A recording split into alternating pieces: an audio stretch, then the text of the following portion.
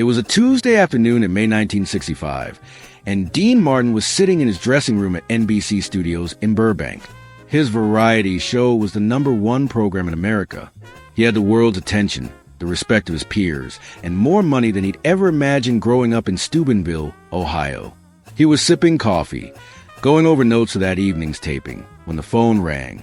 The voice on the other end belonged to Mrs. Carmella Benedetti, an elderly woman who'd known the Martin family for decades. She was calling from the old neighborhood in Los Angeles, the working-class Italian enclave where Dean's sister Angela had lived for the past 15 years. Mrs. Benedetti's voice was shaking. "Dean, I'm so sorry to bother you. I know you're busy, but I thought you should know. About Angela." Dean's stomach dropped. "What about Angela? Is she hurt?" No, nothing like that," Mrs. Benedetti said quickly. "But Dean, she was evicted 2 days ago. I saw them put her things on the street. I tried to help, but she was so embarrassed. She made me promise not to call you, but I can't keep that promise. You need to know." Dean sat there, the phone pressed his ear, unable to speak. Evicted, his sister, his blood, the woman who'd helped raise him after their mother died, the woman who'd worked 2 jobs to help send him to school, Angela, who'd babysat his kids, who'd been at every important moment of his life, had been put out on the street like her life meant nothing. Where is she now? Dean asked, his voice tight. "She's staying with her friend Rosa, in a tiny apartment. Dean, she has nothing. They took everything she couldn't carry. Her furniture, her photographs, everything." Dean thanked Mrs. Benedetti and hung up. He sat there for a long moment, staring at nothing. Then he picked up the phone and made a call to his manager. "Cancel tonight's taping," he said. "I have a family emergency."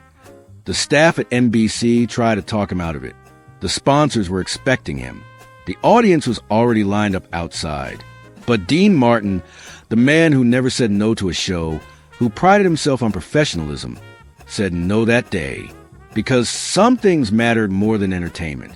Some things mattered more than ratings. Family mattered more than everything. Angela's story. Angela Maria Martin was 4 years older than Dean, and for most of his childhood, she'd been more mother than sister. When their actual mother passed away when Dean was just 12, it was Angela, barely 16 herself, who stepped into that role. She cooked. She cleaned. She made sure Dean had clean clothes for school. She worked at the local diner after classes to help their father make ends meet. She was the one who encouraged Dean's singing, who told him he had something special. When he was discouraged, when he wanted to quit, when the road seemed too hard, Angela was a voice that said, "You keep going, you're going to be somebody." And when Dean did become somebody, when his name started appearing on marquees and his records started selling, Angela was proud, but she never asked for anything, never used his name to get special treatment, never told people, "That's my brother," unless they asked directly. She had her own pride, her own dignity, her own life. She'd married young, to a good man named Tony Russo, a construction worker. They bought a small house in the Italian neighborhood of Los Angeles, a modest place with a garden where Angela grew tomatoes and basil. They had a good life. Simple, but good. Tony worked hard. Angela kept their home beautiful, and they were happy. But then Tony got sick. Cancer, aggressive and cruel. The medical bills piled up. Angela spent everything they had trying to save him. And when he died 3 years ago, she was left with nothing but the house and a mountain of debt. She took a job at a local dress shop. She worked long hours. She ate less so she could pay the bills. Dean had offered to help, multiple times. "Angela, let me take care of this," he'd said. "Let me pay off the house. Let me give you money." But Angela refused, every single time. "No, Dean, you work for what you have. I won't take it. I won't be the sister who lives off her famous brother. I can take care of myself." It was pride, beautiful, stubborn, Italian pride. The same pride that kept their family going through depression. The same pride that made Dean work so hard to prove himself. But pride doesn't pay rent. Pride doesn't stop the letters from the bank. The eviction came on a Wednesday morning. Angela had been 3 months behind on her mortgage. The bank had been patient, but their patience had limits. The sheriff arrived at 8 a.m. with the locksmith and a moving crew. They gave Angela 2 hours to take what she could carry and leave the rest. She stood in her living room, the home she'd share with Tony, the home where they'd celebrated holidays and anniversaries, where they'd laughed and cried and built a life, and she had to choose what mattered enough to save. The photographs went in a box, some clothes in a suitcase, her mother's rosary in her purse. Everything else, the furniture Tony had built, the curtains she'd sewn, the dishes they'd received as wedding gifts, stayed behind. Mrs. Benedetti watched from across the street as they changed the locks. She watched Angela walk away from that house with her head high, refusing to cry in public, refusing to show weakness. And Mrs. Benedetti knew that Angela would never call Dean herself. So she made the call that Angela was too proud to make. The quiet fury. Dean Martin drove to Rose's apartment in East Los Angeles that evening. He didn't call ahead. He didn't send his assistant. He went himself alone in his car. When Angela opened the door and saw him standing there, her face crumpled. "You weren't supposed to know," she whispered. "Well, I know now," Dean said gently. "Can I come in?" The apartment was tiny. Rosa had graciously given up her bedroom, sleeping on the couch so Angela could have some privacy. But it was cramped, and Dean could see the boxes of Angela's belongings stacked in the corner. Everything she owned in the world, reduced to a few cardboard boxes. They sat at Rosa's small kitchen table, and Angela told him everything. The medical bills, the debt, the mortgage, the eviction. She told him through tears, through apologies, through shame that broke Dean's heart. "Why didn't you call me?" he asked quietly. "Angela, why didn't you let me help?" "Because I didn't want to be a burden," she said. "Because you worked so hard for everything you have. And I didn't want to be the sister who takes advantage. Because I wanted to handle it myself." Dean reached across the table and took her hands. "Angela, do you remember when we were kids? When Mama died and you were 16 and you could have left. You could have said it wasn't your responsibility to raise me, to help Papa. You could have gone and lived your own life. But you didn't. You stayed. You worked. You sacrificed everything to make sure I had a chance." Angela was crying now, really crying. "Every success I've ever had," Dean continued, his own eyes wet, "every record, every movie, every show, it exists because you gave me a foundation. You gave me a chance. And you think letting me help you now is taking advantage? Angela, it would be my honor. It would be my privilege. You're not a burden. You're my sister. You're family. And family takes care of family." But Angela shook her head. "Dean, I can't just take your money. I can't live off you." Dean sat back, thinking. He understood pride. He had the same pride running through his veins. If he just wrote her a check, she'd refuse it. If he tried to give her money, she'd find a way to give it back. He needed to do something that she couldn't refuse, something that preserved her dignity while ensuring her safety. And then he knew exactly what to do. The first move, 3 days later, Dean called Angela and asked her to meet him. He picked her up in his car and told her they were going for a drive. He wouldn't tell her where, just said, "Trust me." They drove west toward Beverly Hills, past the studios and the palm trees, into neighborhoods where the houses got bigger and the lawns got greener. Angela looked confused, even nervous. This wasn't her world. These weren't her people. Dean pulled up in front of a beautiful Spanish-style estate. It wasn't ostentatious or flashy. It was elegant, with white stucco walls, a red tile roof, arched doorways, and a garden that reminded Angela of her childhood in Ohio, where their mother had kept flowers. "Dean, what are we doing here?" Angela asked. "Just come look," he said. He led her to the front door and pulled out a key. Inside, the house was furnished but empty of people. Hardwood floors, high ceilings, a kitchen with modern appliances, a living room with big windows that let in golden California light. There were 3 bedrooms, 2 bathrooms, a dining room, and a backyard with lemon trees and roses. Angela walked through it like she was in a museum, afraid to touch anything. "Dean, whose house is this?" Dean turned to face her. He held out the key. "It's yours." Angela stared at the key, then at Dean, then back at the key. What? I bought it for you, Dean said simply. It's in your name. The deed, the title, everything. No mortgage, no debt, no conditions. It's yours, Angela. Your home. Dean, no. No, I can't. This is too much. I can't accept this. Yes, you can, Dean said firmly but gently. Listen to me. This isn't charity. This isn't me being a big shot and showing off. This is me giving you what you should have always had. Safety, security, a place that's yours, that nobody can take away. You're not taking advantage of me. I'm your brother. This is what brothers do. Angela was shaking her head, tears streaming down her face. Dean, I don't deserve this. I don't. Stop, Dean interrupted. Stop saying you don't deserve it. You deserve this more than anyone I know. You gave me everything when I had nothing. You believed in me when nobody else did. You sacrificed your own dreams so I could chase mine.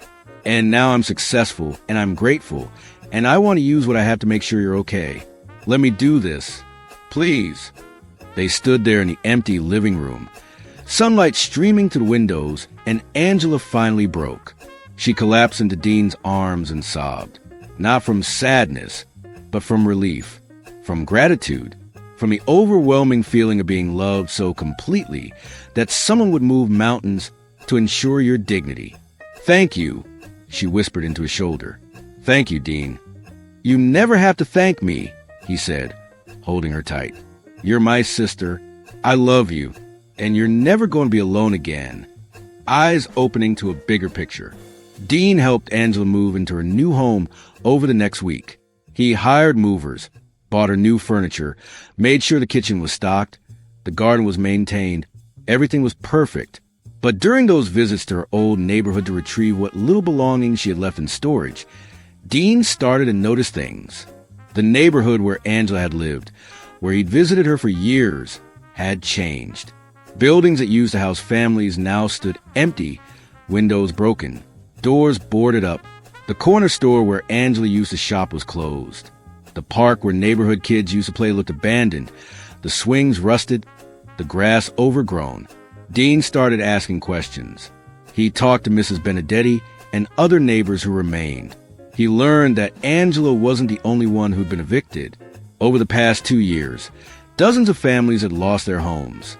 A predatory landlord had bought up properties, raised rents beyond what working families could afford, and when they couldn't pay, evicted them without mercy. The old community center, the heart of the neighborhood, where Dean had actually performed once years ago for local kids, had been closed. The building was falling apart, and the city had deemed it unsafe. There was nowhere for kids to go after school now. No safe place to play. No programs. No guidance. Nothing. Dean met a woman named Maria Torres who'd lived in the neighborhood for 30 years. She'd been evicted 6 months ago and was now living with her daughter's family. 7 people crammed into a 2-bedroom apartment.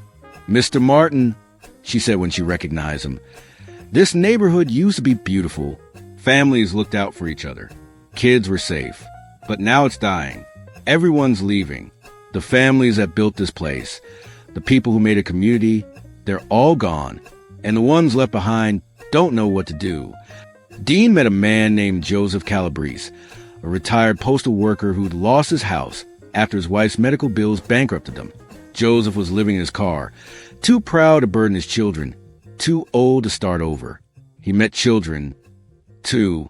Kids who used to go to the community center after school for homework help and sports programs. Now they wandered the streets with nothing to do and nowhere to go. Parents worked long hours and couldn't afford childcare, so these kids were on their own. Dean saw all of this, and something shifted inside him. Helping Angela had been personal, but this was bigger than one person. This was an entire community that had been abandoned, families that had been discarded, dignity that had been stolen on a massive scale. And Dean Martin, who'd grown up in a working-class neighborhood just like this one, who knew what it meant to struggle, who remembered what community meant, decided he wasn't going to just save his sister. He was going to save the neighborhood. The plan. Dean called a meeting with his business manager, his lawyer, and his accountant. They met in his home office, and Dean laid out what he wanted to do. I want to buy the buildings, he said. All of them. The apartment complexes where families were evicted, the empty houses, the old community center. I want to buy them all. His business manager looked concerned. Dean, that's going to cost millions. And what's the return on investment? These are deteriorating properties in a declining neighborhood. I don't care about the return, Dean said flatly. I care about the people. I want to restore those buildings and offer them to families at affordable rents. I want to renovate the community center and reopen it with programs for kids. I want to give that neighborhood back what was taken from it. His lawyer leaned forward. Dean, this is admirable, but it's not a business decision. It's philanthropy on a massive scale. Are you sure you want to commit this much capital to something that won't generate profit? Dean looked at him steadily. Let me tell you something about profit. I've made more money than I ever thought possible. I've had hit records, successful movies, the #1 TV show in America. And you know what all of that money would mean if my sister had died on the street? Nothing. It would mean nothing. Money is worthless if you don't use it for something that matters. And this matters. He stood up, walking to the window. Those families that were evicted, they're not different from my family. They're working people who played by the rules and got screwed anyway. Those kids who have nowhere to go, they could be me 50 years ago. I had people who believed in me. I had a sister who sacrificed everything. What happens to these kids if nobody steps up? What happens to this community if everyone with money just looks the other way? He turned back to face them. I'm not looking away. Give me the properties. Work out the deals. I don't care what it costs. Do it quietly. I don't want publicity. I don't want my name on anything. I just want those families to have homes again. I want those kids to have a safe place to learn and grow. That's the plan. Make it happen. Over the next 3 months, Dean's team quietly purchased 12 apartment buildings, 16 houses, and the old community center. They negotiated with the predatory landlord, with the city, with banks. Dean paid in cash, no loans, no complications. He wanted clean deals that couldn't be undone. Then came the restoration. Dean hired contractors, architects, engineers. He told them he wanted these properties better than they'd ever been. New plumbing, new electrical, fresh paint, modern appliances. He wanted a community center completely rebuilt. New floors, new walls, new everything. I want it to be beautiful, he told the lead architect. I want families to feel proud to live there. I want kids to walk into that community center and feel like they matter, like someone cares about them. The architect, a man named Robertson, was moved by Dean's vision. Mr. Martin, I have to tell you, I've worked on a lot of projects for wealthy clients. Usually, they want everything to look expensive so they can show off. But you want everything to feel welcoming. That's rare. That's special. I don't need to show off, Dean said quietly. I need to fix something that's broken. The transformation, the renovation took 9 months. During that time, Dean visited the sites regularly, always quietly, always without fanfare. He talked to the workers. He checked on progress. He made suggestions about colors, about layouts, about what would make these spaces feel like homes rather than just buildings. For the community center, Dean had a specific vision. He wanted a large, multi-purpose room that could host community events, dinners, meetings. He wanted classrooms where kids could get homework help and tutoring. He wanted a music room because music had saved his life and might save theirs. He wanted a kitchen where cooking classes could be taught, where families could learn to make nutritious meals on a budget. He wanted sports equipment, books, art supplies. He hired a director for the community center, a woman named Grace Patterson, who'd spent 20 years working with underprivileged youth. He told her, I want programs that actually help, not just babysitting, but real education, real opportunity. Music lessons, job training for parents, after-school tutoring, sports leagues, art classes, everything. Grace was stunned by the resources Dean was providing. Most community centers struggle for funding. You're giving us enough to create something truly transformational. Good. Dean said, that's the point. As the buildings were completed, Dean's team reached out to the families who'd been evicted. They were offered apartments at rents they could actually afford, a third of what they'd been paying before.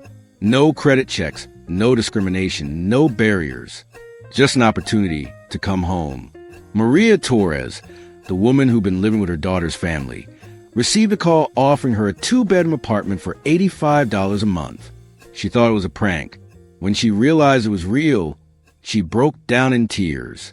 Joseph Calabrese, the retired postal worker living in his car, was offered a 1-bedroom apartment rent-free for the first year. When he asked why, he was told, "Because you're a veteran and you've earned it." Families moved back in one by one, and the neighborhood began to breathe again. Lights came on in windows. Children played in courtyards. People planted gardens. The community that had been dying started to live again. The community center reopened in January 1966. Grace Patterson organized a grand opening, and families came from all over the neighborhood. There was food, music, laughter. Kids ran through the halls, exploring the classrooms, the music room, the gym. Parents stood in the kitchen, learning about the programs that would be available. Dean attended, but he stood in the back, watching. He didn't want attention.